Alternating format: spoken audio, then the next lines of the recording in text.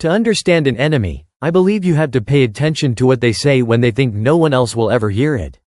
During the pressure and chaos of the Second World War, the German Wehrmacht, for a period of time, believed it stood at the top of modern military science. Its officers were shaped by old Prussian traditions. They saw themselves as disciplined, educated, and certain of their own superiority. At first, many of them viewed the Americans with a mix of interest and disdain. They often described the United States as a mixed and undisciplined society, one they felt could not produce serious soldiers. That confidence began to weaken by 1943. In North Africa, Sicily, and later in France, American commanders appeared who fought with determination, speed, and sharp effectiveness. These men were not distant planners. They were leaders who learned quickly and adjusted under pressure. They studied how the Germans fought and used those methods against them.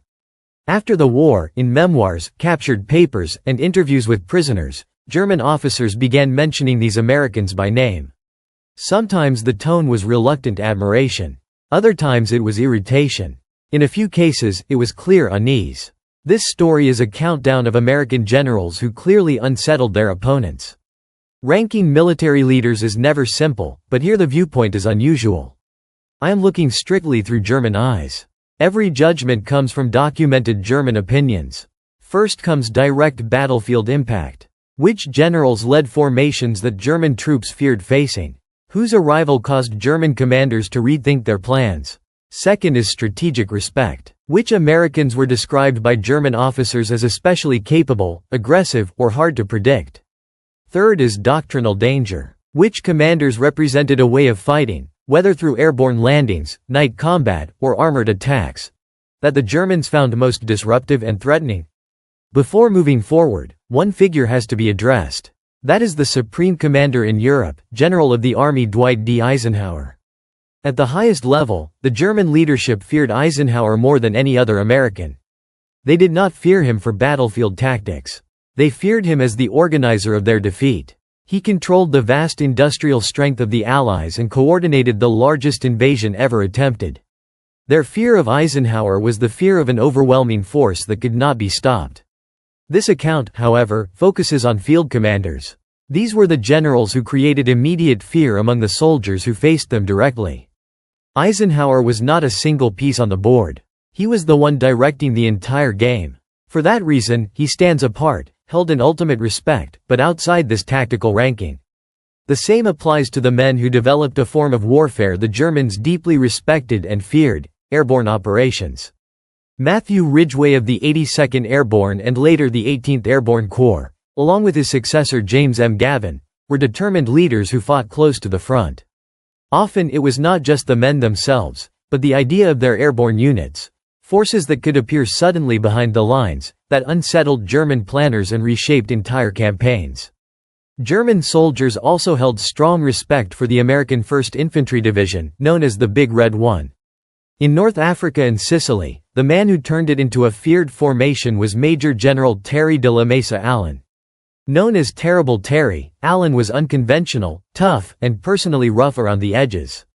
Alongside his deputy, Theodore Roosevelt Jr., he encouraged bold initiative and independence throughout the division. What made Allen's command especially troubling to the Germans was his focus on night combat. While many leaders avoided fighting after dark, Allen trained his division relentlessly to operate at night. He believed darkness saved lives and unnerved the enemy. German units that felt secure at sunset could suddenly be pulled into close, violent fighting, as the Big Red One emerged without warning from the dark. Allen was removed from command after Sicily under controversial circumstances, but his career did not end there. He later took charge of the 104th Timberwolf Division. He quickly shaped them into another highly effective night fighting force. Across France and into Germany, his units kept German defenders under constant strain. For soldiers on the line, knowing that one of Allen's divisions faced them meant the night brought no relief. If Terry Allen represented raw aggression, Lucian Truscott stood for quiet professionalism. Often overlooked, Truscott was a career cavalry officer with a low, steady voice and exacting standards. He believed deeply in hard, realistic training and in taking care of his men. German forces first felt the results of his approach in Sicily.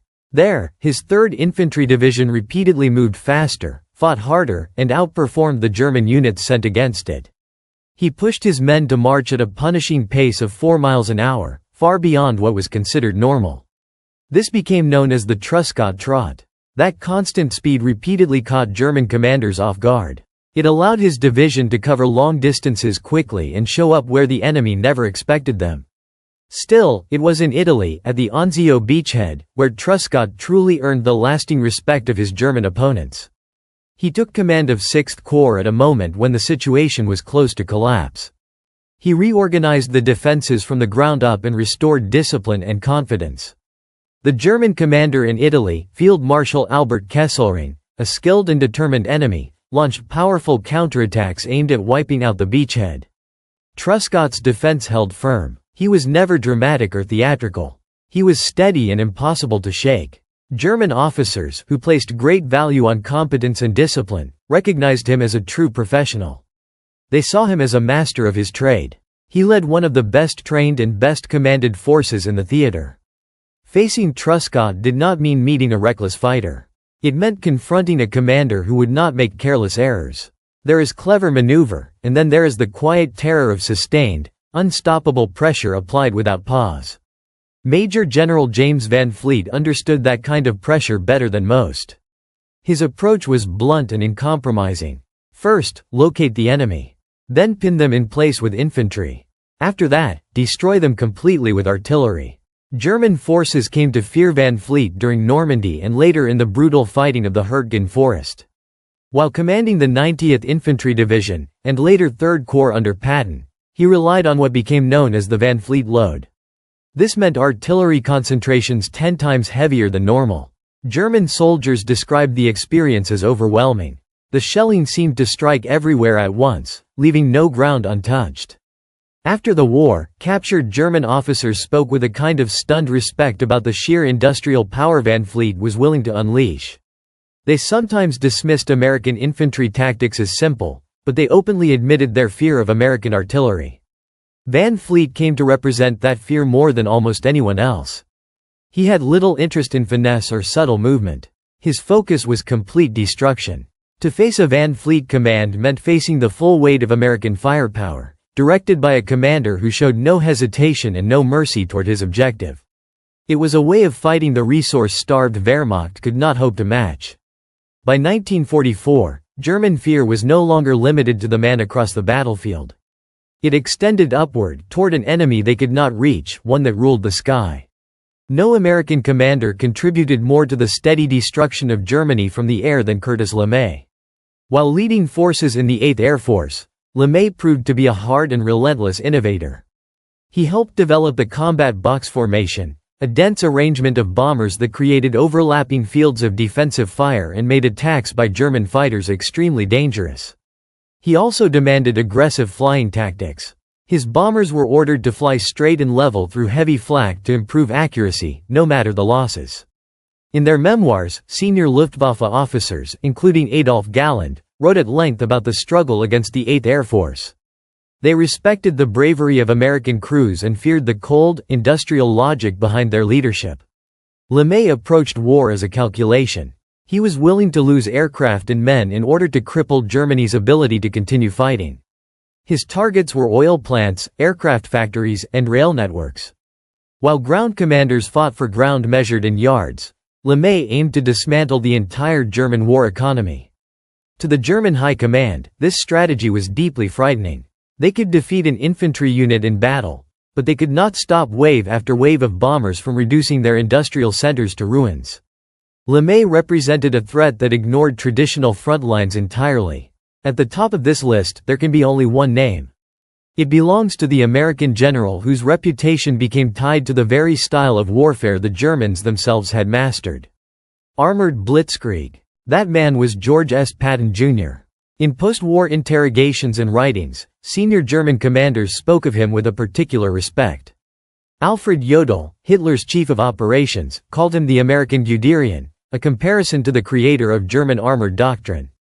General Gunther Blumentritt described Patton as the most aggressive armored commander among the Allies, a leader marked by bold initiative and lightning-fast action. What did they fear? His speed, his audacity, his complete unpredictability. Patton embodied the hold them by the nose and kick them in the rear philosophy. His whirlwind campaign across France after the Normandy breakout shocked the German high command. They were used to a more cautious, deliberate Allied advance. Patton's Third Army was a torrent, constantly flanking, encircling, and destroying German units before they could establish a new defensive line. One German prisoner lamented, "The Germans respected and feared Patton so much that the Allies used him as their ultimate decoy." The success of the D-Day deception, Operation Fortitude, hinged on the German belief that Patton, their most dangerous adversary, would lead the main invasion at the Pas de Calais. They saw in Patton a reflection of their own best commanders, a master of mobile warfare who waged war with the ferocity and speed they understood and dreaded. He was the one Allied general who truly played their own game and beat them at it. Terry Allen's night fighters, Lucian Truscott's professionals, James Van Fleet's artillery sledgehammer, Curtis LeMay's sky fortresses, and George Patton's armored spearhead. These commanders earned the fear and respect of the German Wehrmacht because they were more than just managers of a battle. They were warriors, innovators, and relentless drivers of men who each, in their own way, mastered a particular aspect of modern, mechanized warfare. They proved that the mongrel society could produce generals as cunning, as tough, and as feared as any in the world. Who do you think the Germans feared the most? Did we get our ranking right? Let us know in the comments below. And for more deep dives into military history, be sure to like, subscribe, and hit the notification bell. If you like exploring history beyond the textbook, subscribe to the channel. There's plenty more ahead.